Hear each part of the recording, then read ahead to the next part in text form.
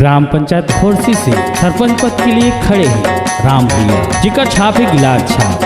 दाई मन, दीदी मन, भैया मन, हाथ जोड़ के विनती है हमारे गिलास छाप में मोहर लगाना है और राम भैया ला भारी भारी बहुमत ले जिताना है। राम भैया जिंदाबाद जिंदाबाद जिंदाबाद, गिलास छाप जिंदाबाद जिंदाबाद जिंदाबाद।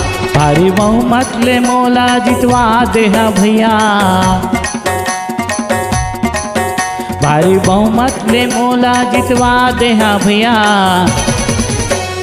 एक बार सरपंच बना देहा जी, एक बार सरपंच बना देहा ना, एक बार सरपंच बना देहागा, एक बार सरपंच बना देहा ना, एक बार सरपंच बना देहा ना। भारी बहुमत ले मोला जितवा देहा भैया, भारी बहुमत ले मोला जितवा देहा भैया।